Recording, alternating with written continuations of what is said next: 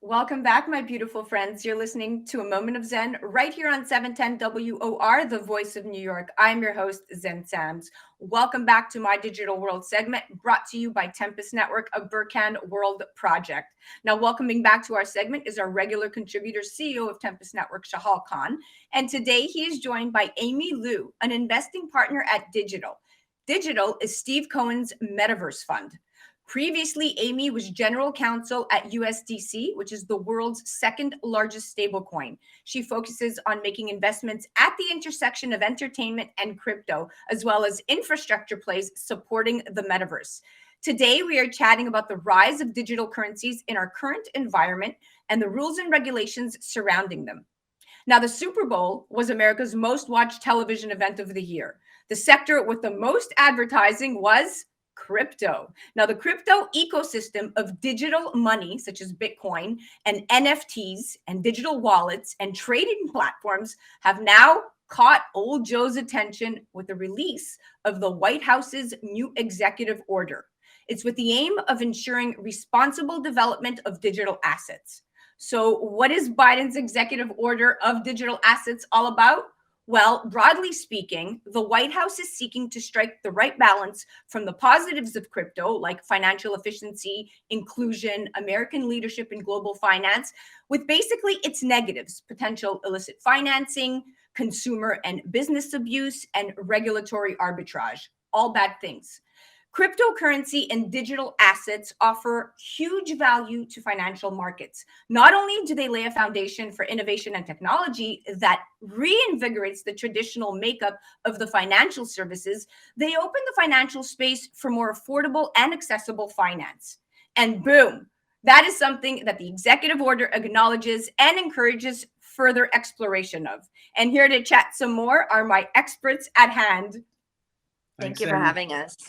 All right, Shahal, nice to see you again, and thank you for making these segments even better by featuring trailblazing women, especially in fintech and blockchain. Amy, so excited to have you on. Thank you. It's great to be here.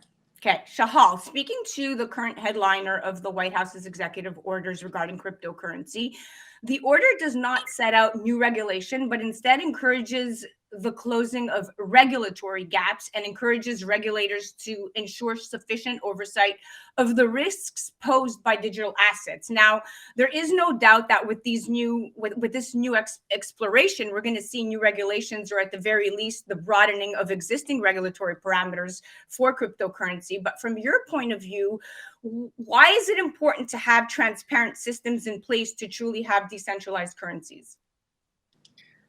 Zen, so, the way that I look at this is from a global perspective of another form of globalization that's happening. What we see is that industrial globalization is changing, it's readjusting, supply chains are readjusting.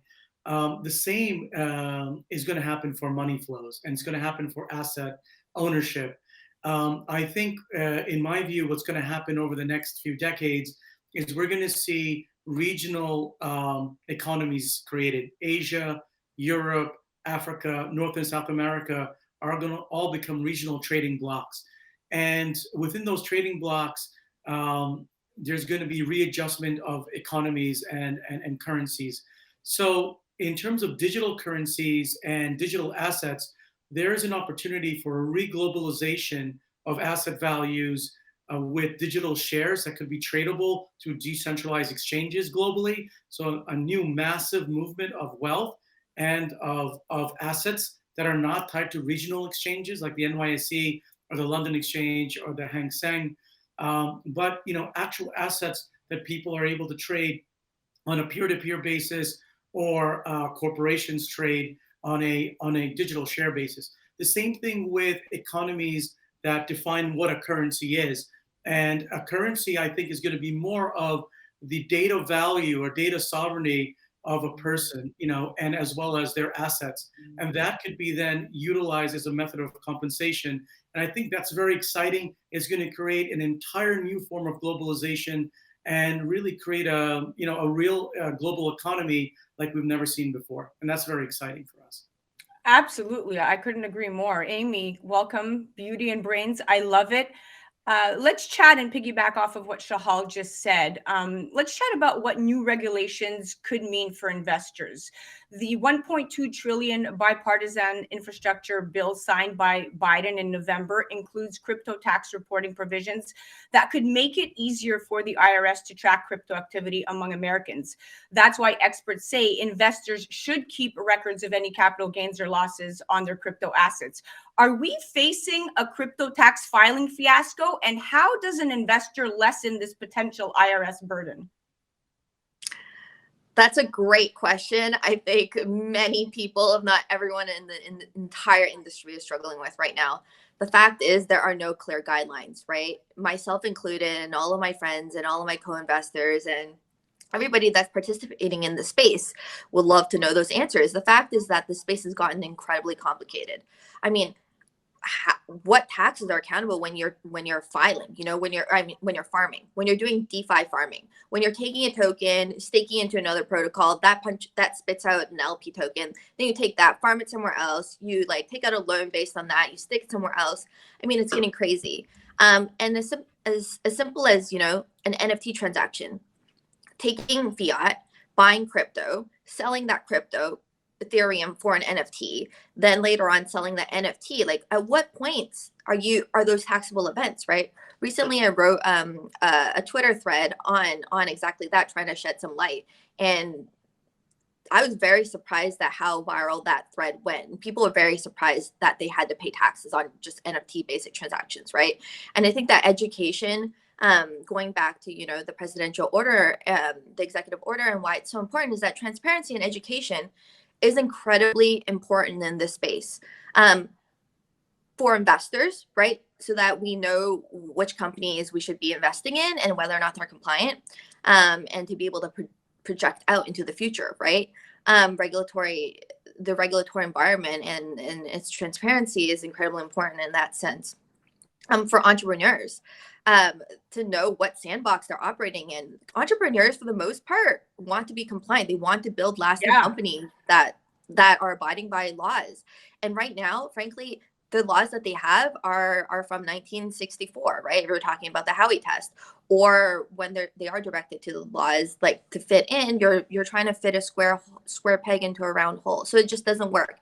And then for the users, right? Users, whether or not you're paying taxes or using one of these protocols or one of these apps, like, I want to know, at what point am I, as a user, being compliant with laws? So all across the board. And what the presidential order really does is it says it's a call to action. It's telling all these regulatory agencies, hey, cryptocurrencies and digital assets are a priority for America, because at the end of the day, America, and the US dollar are all products that sit in a competitive environment worldwide, and we're facing increasing competition from other countries that are putting in resources, that are putting in the effort to understand the space, and are creating more investor and entrepreneurial friendly environments, and we're seeing a brain drain.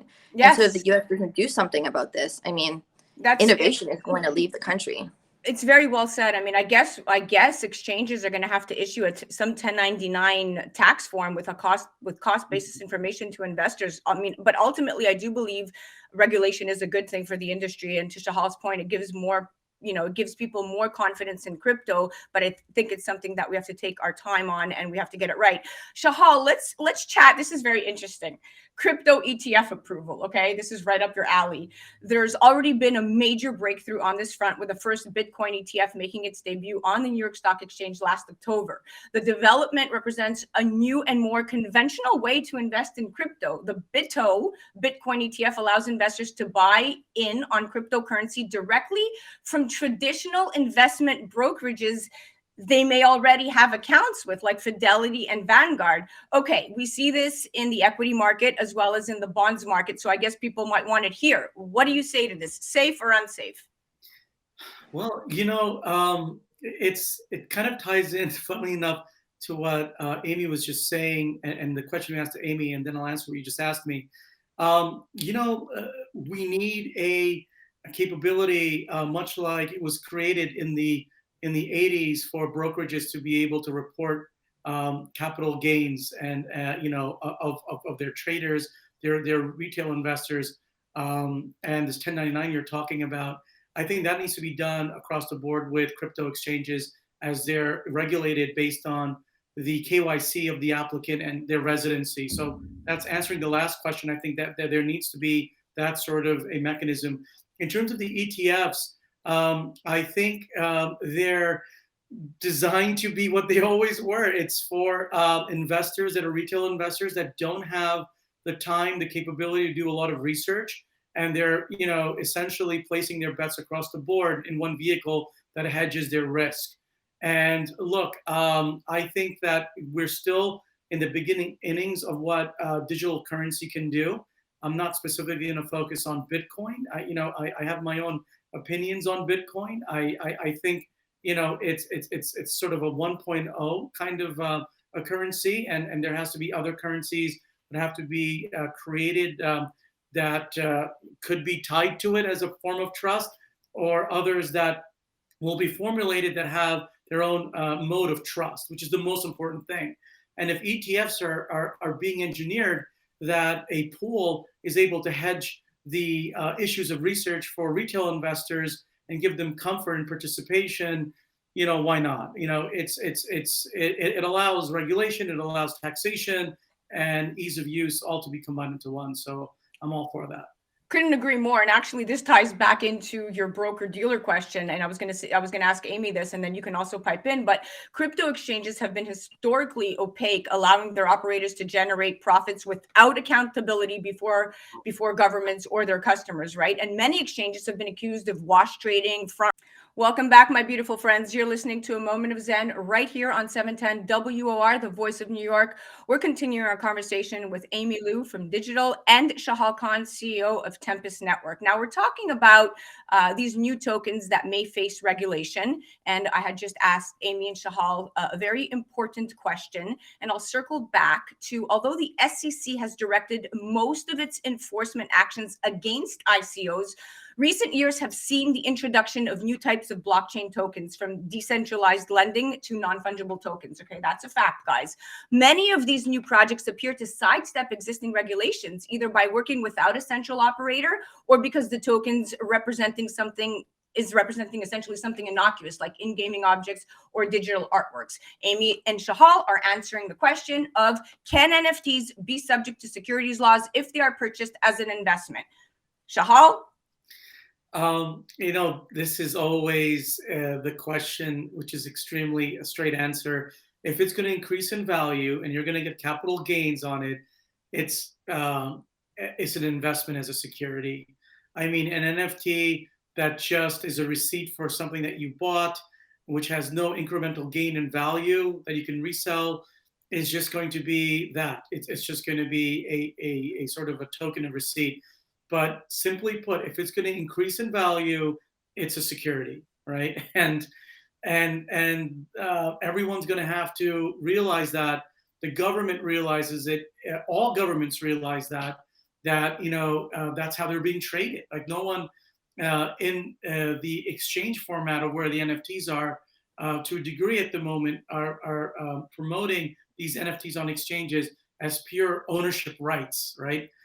Those are other type of NFTs that are being done on other private bases, but they are being traded with an increase in value, and that's a security, Yes, of course. And Amy, this is interesting, and I'll kind of direct this to you, but we've heard of the SEC warning that it regards many cryptocurrencies essentially as investment securities, especially those issued in an ICO.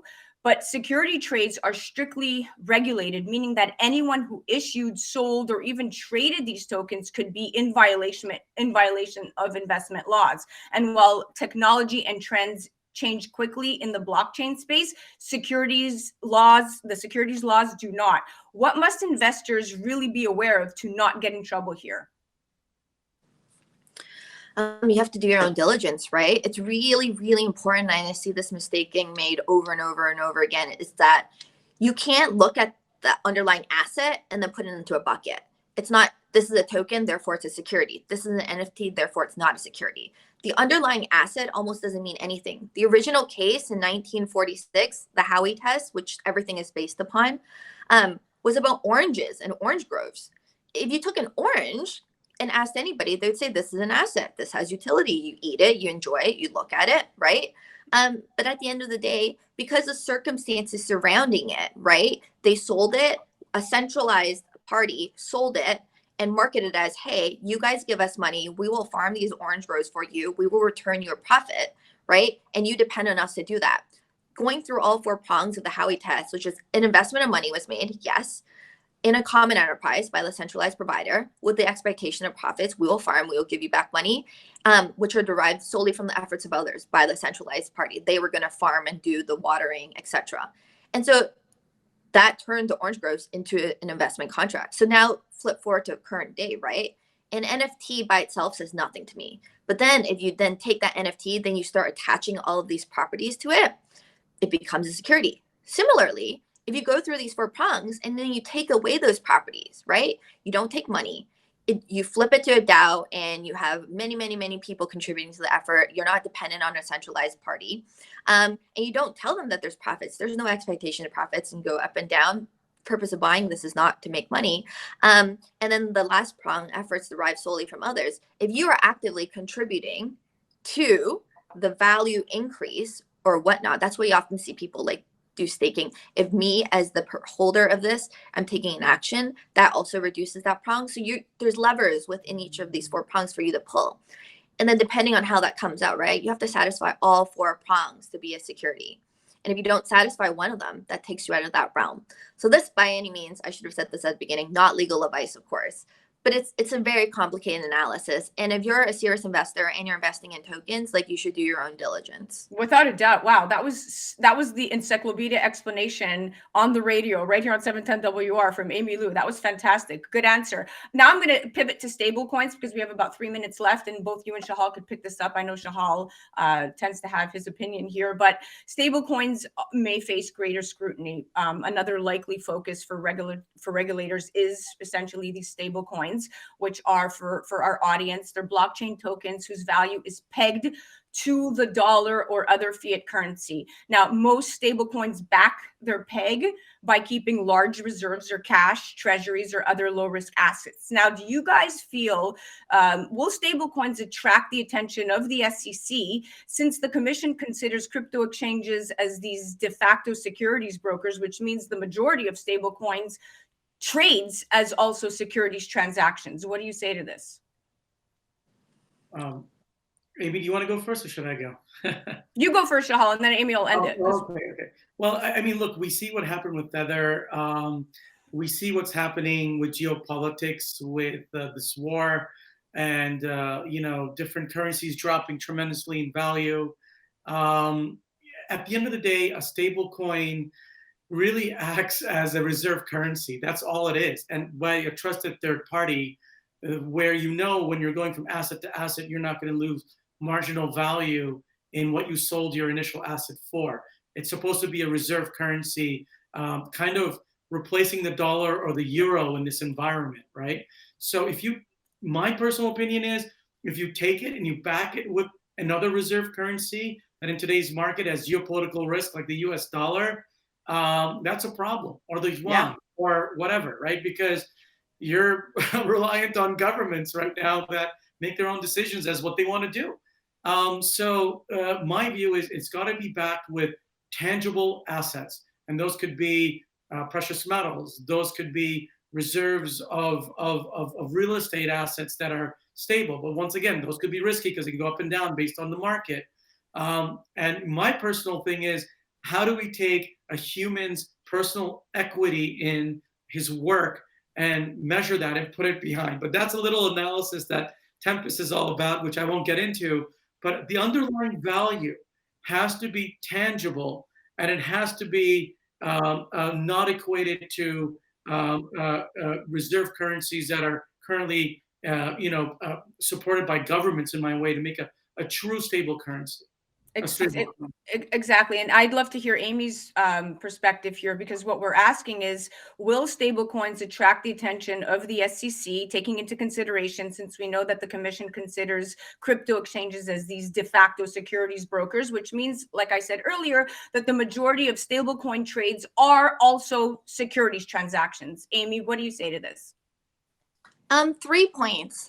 One is that stablecoins are a threat to stablecoins could be a threat to financial stability, right? You're taking power that was normally controlled 100% by, in the US's case, the Federal Reserve, right? The ability to issue money. And now you're almost sharing that with possibly a private provider, right? And so that unknown threatens them, and because of that, they're going to try to turn this into an issue, right? And we've seen that time and time again. I think it's an education problem, and that can be resolved. Second point is, if we go back to the Howey test that I just mentioned, right? One of those prongs is an expectation of profits. If a stablecoin is actually designed to be stable and pegged to the underlying asset, there are no expectation of profits. Anyone that's investing in a stablecoin for the expectation of profits, it's probably not a very savvy investor, right? Like, one USDC will always equal $1. That will never increase in value. Yeah. So there is no promise. So by default, you're not tipping off one of the prongs.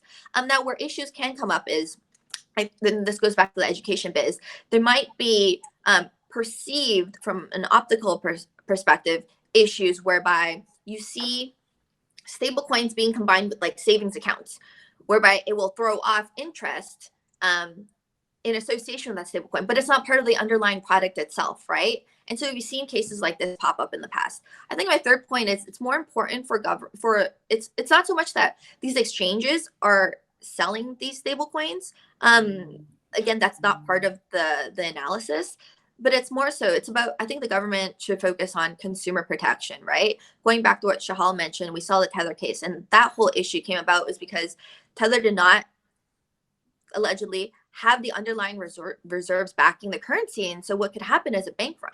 And it's the government's role to make sure that its customers are the consumers are protected. And so by setting forth, like very stringent reserve requirements, making sure that the stablecoin providers are actually, abiding by the peg, that the way they say they are, actually holding the reserves in very, very safe assets to prevent a run on the bank, etc. Putting forth a framework in place, I think, is the best and most productive way to go forth. And right now you're seeing, like, there's no way to avoid this. Every single country in the world is looking at CBDCs, central bank digital currencies. While at USDC, I've personally spoken to many of them. And this is going to be the future. And for the US to stay competitive, it's going to have to embrace this. And as we've seen in President Biden's executive order, this is one of the areas of focus and priorities for the country. Well said, Amy. Guys, we've run out of time. That was incredible. Shahal, thank you so much for coming on. It's always a pleasure chatting with you. Amy, what an honor it was. You're so enlightening. Thank you so much. Love your show, and such an honor to be on here. Absolutely. You got it. Okay, guys, listen, the end result here is the real question you have to ask is what more institutional adoption really means for investors out there. And while paying for things in cryptocurrency doesn't make sense for most people, right now, more retailers accepting payments are changing that landscape further. And institutional adoption could really bring about all those use cases for everyday users, and in turn have a great impact on crypto prices. Nothing is guaranteed, but if you buy cryptocurrency as a long-term store of value, the more real world uses it has, the more likely demand and value will increase. And you should keep that in mind. That's My Digital World. You're listening to A Moment of Zen right here on 710 WR, the voice of New York. That was brought to us by Tempus Network. We'll be right back after this.